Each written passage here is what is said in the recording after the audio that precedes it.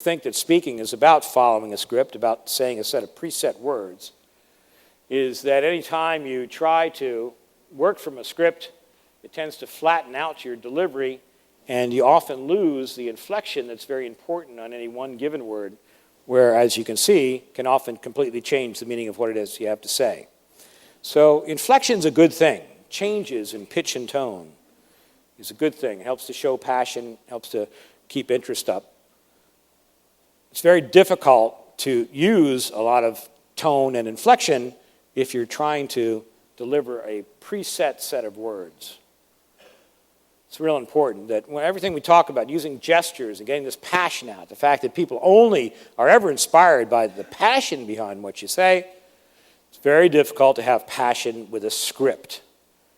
What you really want to do is you want to approach virtually every presentation as if you've never seen it before. I go to places all the time, work in hotels, give speeches, and they always leave me a podium because they assume that podiums are good things. The trouble with podiums is podiums go back to that Winston Churchill type era. Podiums are not basically a good thing because podiums tell the audience exactly what you don't want to tell them, which is, okay, there will forever be this barrier between me and you. And that's what a podium does. Think about this. This is my little castle, isn't it? This is mine. I've got this turret here where I can fire off stuff at you all. But I'm protected, you know? If you're going to hit me, I've got this.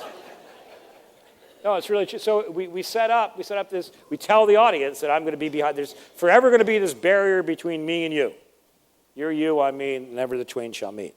Podiums tend to really work against this connectivity that you want to establish with your audience if you want to be effective.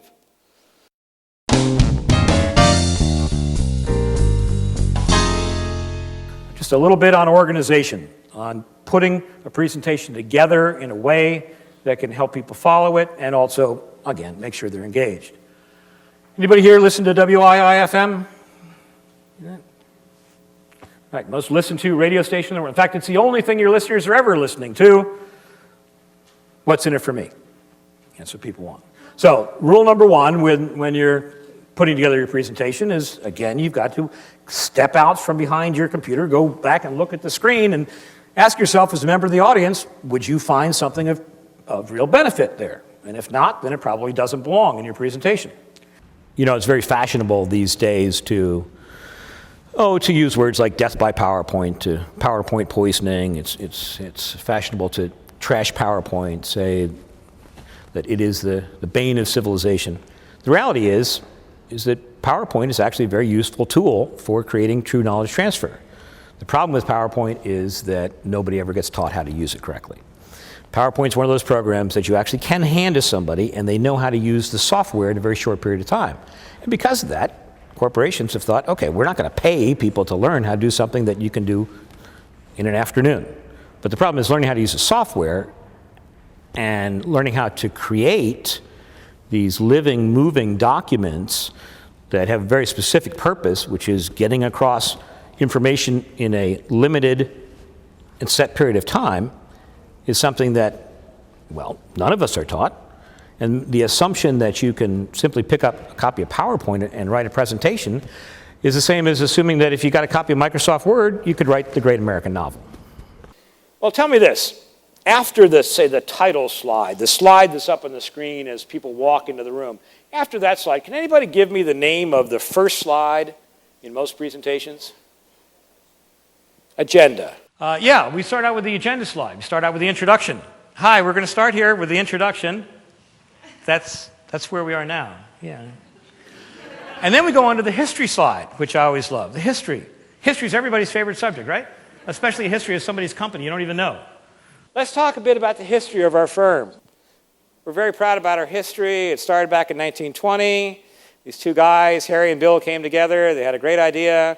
Blah, blah, blah, blah, blah, talking on and on. And what happens is for the first 15 minutes of a presentation, we talk about, oh, that's right. First we start out, because we're working with that old adage, tell them how you're going to bore them, and tell them how you bored them, right? That's the agenda slide. Then we get into the history of our company, because I have to tell you all about our company. And you understand that well, you're very proud about your company. You might even be proud about the fact that you're number one in your area. We're the number one company out there. In fact, we have so many, we are number one, meaning that if you go with us as a customer, you're going to mean much less to us than you would to any one of our competitors, okay? Because we're the biggest one out there. And then what do you do? Then you get to hear, well, after you see their organizational chart, names that you've never heard of before, right? And they're all over the place. You can't possibly keep track of them. Then they go on to tell you just what a great job they've been doing with the revenues. You know, last year we were number one in our market. We took everybody else's money. This year we're after yours. And that's what we do. That's what we do. We spend presentations. The first half of a typical presentation is about me. Let me tell you about me. This is the message that we send with the typical content of a presentation. We start out talking about how we're going to bore them, and then we start immediately talking about ourselves. Well, if people are in sales, you remember from some sales training that, that's not necessarily the right way to do it, is it? That most people, most clients want to hear about them. So, first thing you need to do is when you start out, you got about 30 seconds to grab their attention. About 30 seconds, and that's about it. Understand, we live in a world of these things. We live in a world with things that look like this. They're remotes. If it's a remote for the TV, Cox Communications out of Atlanta will tell you that the average surfer, the average channel surfer on TV, gives a station how long? 10 seconds. They give it 10 seconds watching it before they determine whether the content is worth sticking with or whether they're going to click the channel onto something else. Cox will also tell you that in a search engine, you type in a word in a search engine, site comes up. How long do you give them before you decide whether that's the site that you want to stay with or you want to move on to the next one in the list?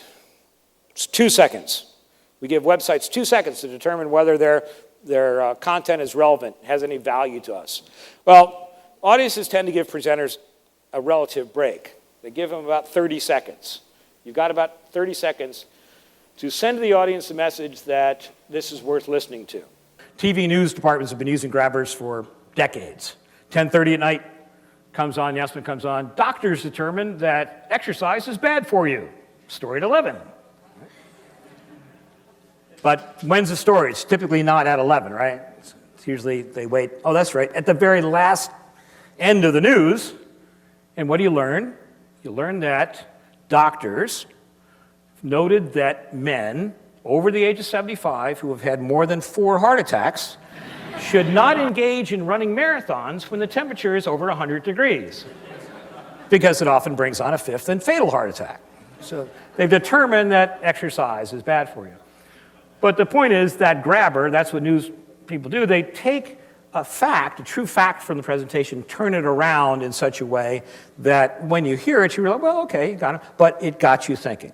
See, the agenda slide, followed by the history slide, followed by the revenue slide, is the way audiences check out within the first 2 minutes. They sit there, they hear this, and they go, my God, not this again. I've seen it, I've heard it all.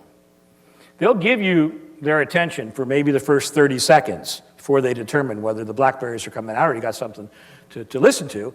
And so you only have about 30 seconds to make sure that you've grabbed their attention. And that's what a grabber is all about. The purpose of a grabber is to take something out of your presentation that is indeed true and put it in a way that gets people to ask the question, what is this all about? What's going on?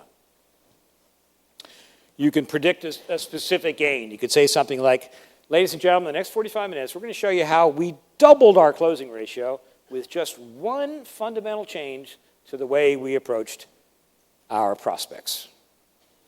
A specific doubled, and it's got to be a big number. If you're talking about numbers, you can't say, ladies and gentlemen, the next 30 minutes, we're going to show you how you can increase your productivity up to 1.5%. Have I got you? It has to be a specific gain. It has to be of some significant value. Or you can let them in on a secret. This is, ladies and gentlemen, let me tell you a story that's never been told before. Everybody likes to hear stories. As a matter of fact, when it comes to content, anytime you can make your case, anytime you can figure out how to take statistics or any facts that might be otherwise dry and turn them into a story, that's where people listen. And that's a whole course by itself. But People want to be told stories. Pick up the Wall Street Journal today. Pick it up any day. Look at the left-hand column, right-hand column.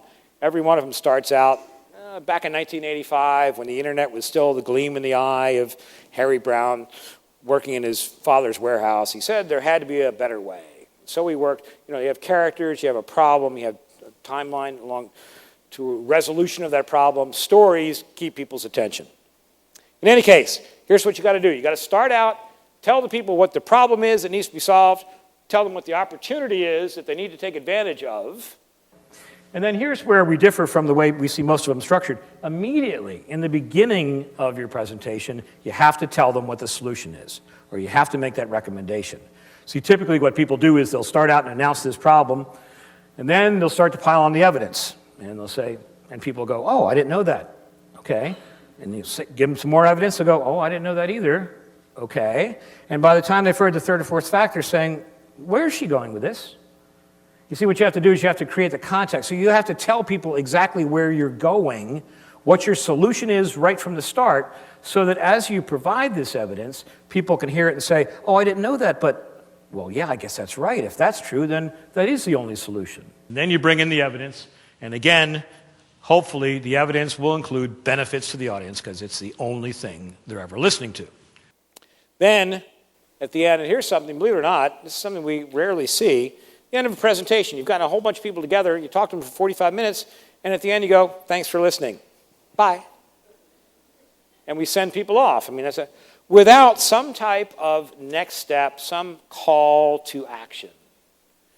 A call to action is just like you all know that's the mistake that new salespeople make is they often go out, they're great public relations people for the company, right? They sing a great song. Oh, that's right, they forgot to ask for the order. Well, having a call to action, and it doesn't have to be anything big. You just implant in their minds some future action that they have to take. So, okay, given all this, will you do me a favor? Just send me an email. Would you send me an email? Tell me the 3 different products that you're most interested in, and let me get you some samples. Let me get you some, or let me see if we can set up a demonstration for you. Just send me. You put in their minds some future event, some future action they have to take for the sole reason of giving them some reason to think about your presentation after they've walked out the door. Otherwise, people go on in their multitasking lives. They got all other things to think about. And this was an interesting presentation, but there is no reason beyond here to think back about what you had to say. You need to have a call to action, a next step. And then finally, if you can, you want to end with a bang. And the reason you want to end with a bang is the same reason that an Olympic gymnast goes out and flips over the bars, does all this fantastic stuff in the air. What does she have to do to earn the points? Stick the landing, exactly, end with a bang. So, as you go forth from here tonight, you will be thinking about eye contact. You'll want to be holding eye contact with people through the end of a thought. And when you do, what you'll find is although in the beginning people might, because they've been trained that way, might not look back at you, but just a few minutes into your presentation, you're going to see that people react quite differently than how they've ever reacted before. And the next time you get up to speak and you put this all together, you nail it.